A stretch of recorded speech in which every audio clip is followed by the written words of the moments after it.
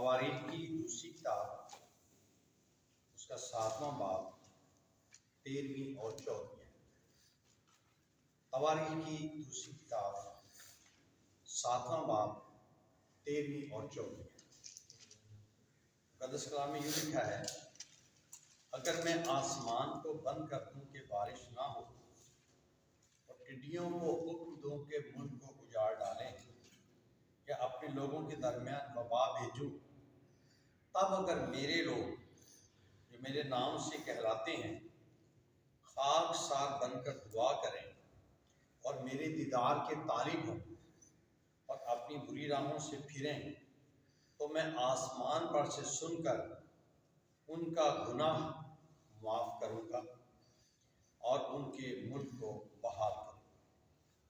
اب سے جو دعا اس جگہ کی جائے گی اس پر میری آنکھیں کھلی اور میرے کان لگے رہیں گے، کیونکہ میں نے اس گھر کو اب چنا اور مقدس کیا ہے کہ میرا نام یہاں سدا رہے، اور میری آنکھیں اور میرا دل برابر یہیں لگے رہیں۔ رب کے پاک اور مقدس کلام کی بولے بڑی سن جانے پر خدا کی برکت ہو، آمین۔ اس پاک کلام کے حصے میں اس وقت ہمارے سامنے پڑھا گیا ہے، یہ تواریخ کی دوسری کتاب اس کا 7واں باب اس کی 13ویں اور 14ویں۔ یہاں یہ ہوا کہ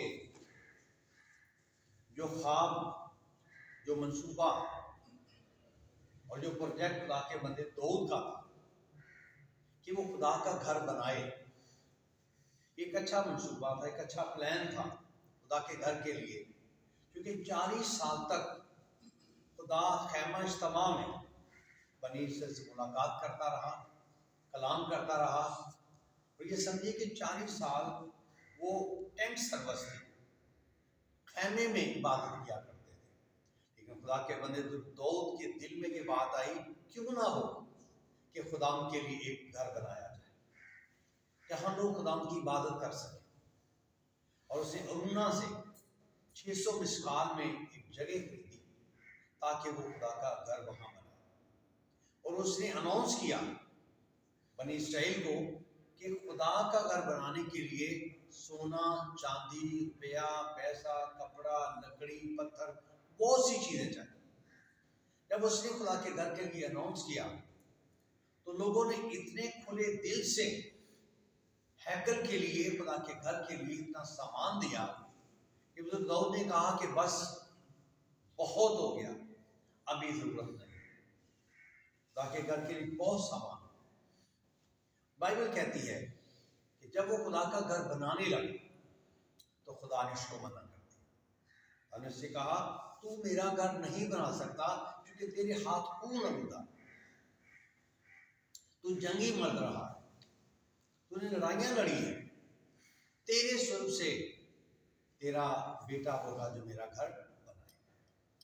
سب کچھ تیار تھا، جگہ بھی تھی، سامان بھی تھا، لیکن بنانے کے لیے ابھی کوئی شخص نہیں تھا۔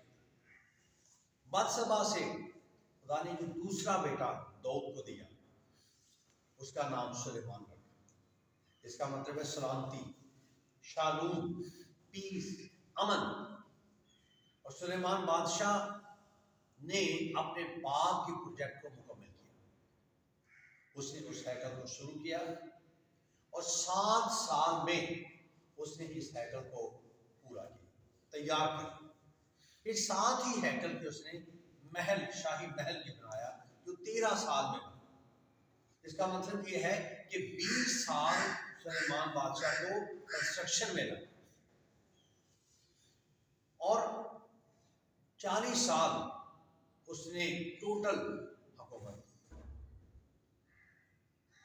جب اس نے خدا کا گھر بنا لیا تو 1,20,000 بھیڑیں، 22,000 بیل، جن کی قربانیاں ہیکل کی ڈیڈیکیشن کے لیے بنا، 1,20,000 بھیڑیں اور 22,000 بیل کی قربانیاں کی تاکہ خدا کی ہیکل کی مخصوصیت، اور یہ بہت بڑی مخصوصیت ہے،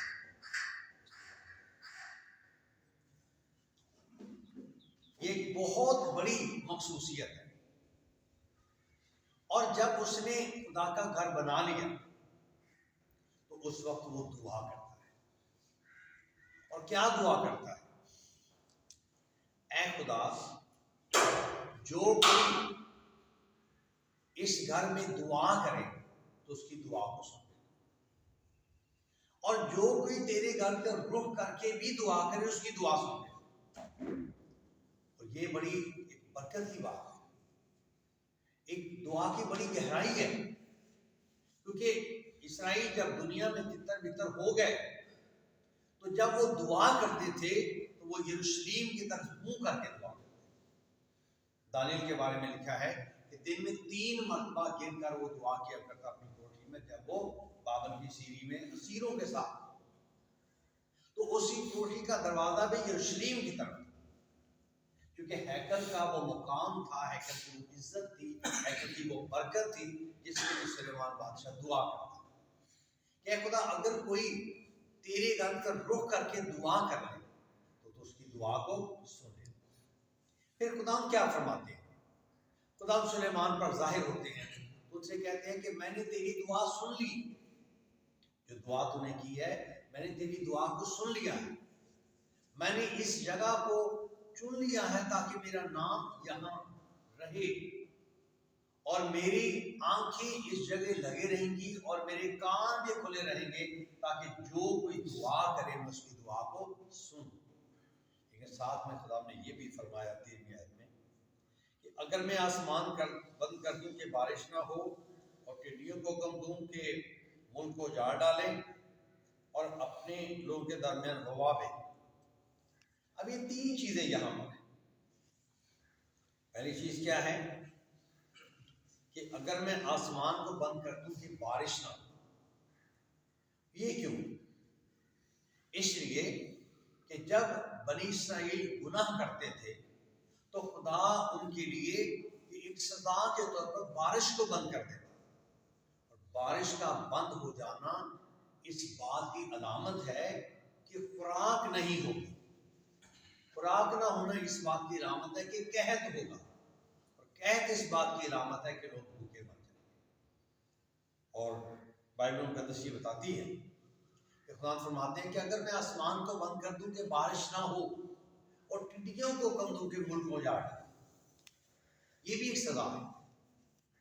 ٹڈیاں ہریاول کو چٹ کر جاتی ہیں، جب کبھی ٹڈیوں کے ہول آتے ہیں تو یہ خدا کی طرف سے ہوتا ہے، وہ نہ جانے کہاں بیٹھی ہے، کہاں سے آئی ہیں، کچھ پتا نہیں، لیکن جب سزا کے طور پر خدا ٹڈیوں کو بھیجتا ہے تو ٹڈیاں تمام فصلوں کو، تمام ہریاول کو چٹ کر جاتی ہیں۔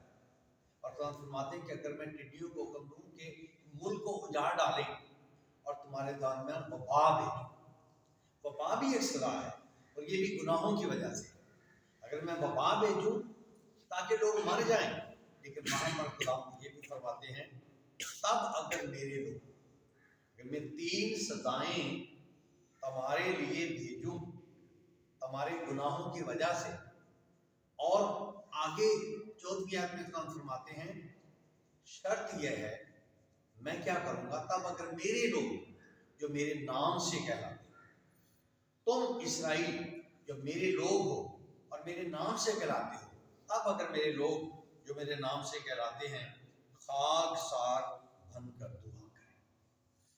خاک سار، دعا اور خاک سار، یہ بڑا فرق ہے۔ ایک صرف دعا ہے، ایک خاک سار بن کر دعا ہے۔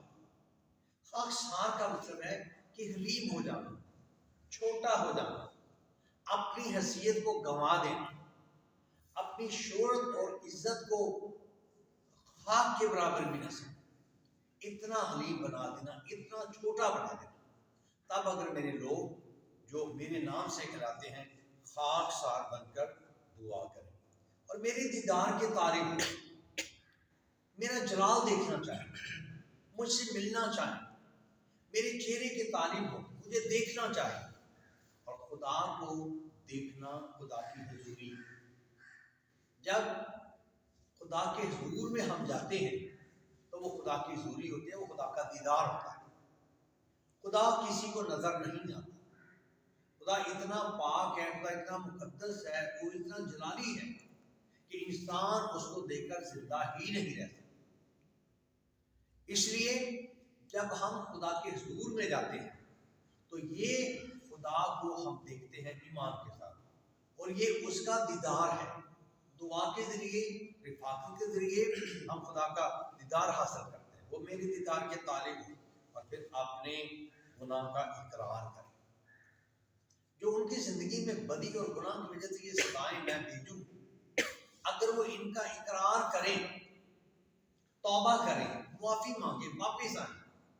اور ہم سب نے اس بات کا گہرے طور پر مطالعہ کیا اور کر رہے کہ بنی اسرائیل جب گناہ کرتے تھے تو وہ توبہ نہ کرنے کی وجہ سے ان پر گناہوں کی وجہ سے سزائیں آتی. خدا ان کو سزائیں دیتا چونکہ وہ توبہ نہیں کرتے تھے، وہ واپس نہیں آتے تھے. اور خدا ان کے یہاں پر یہ کہتے ہیں کہ اگر وہ اپنے گناہوں کا اقرار کریں، توبہ کریں، واپس آئیں، تو پھر میں کیا کروں گا؟ ان کے ملک کو بحال کر دوں گا، وہ سزائیں ختم کر دوں گا، بارش ہوگی، ٹڈیاں چلی جائیں گی، ملک بحال ہو جائے گا، اور لوگ پہلے کی طرح برکت حاصل کریں گے، پہلے کی طرح لوگ خوشحالی پائیں گے. اور میری آنکھیں بھی، جو دعا اس جگہ کی جائے گی، میری آنکھیں اس پر کھلی، میرے کان اس پر لگے رہیں گے. یہ ایک بڑی برکت ہے دعا کی. ایک بڑی برکت ہے ایسے لوگوں کے لیے، ہم سب کے لیے، اسرائیل کے لیے، کہ وہ کچھ کریں جو خدا کی مرضی ہے. کہ جب وہ خدا ہم سے دعا کریں گے تو جو وہ دعا کریں گے خدا ان کی دعا کا جواب دے گا.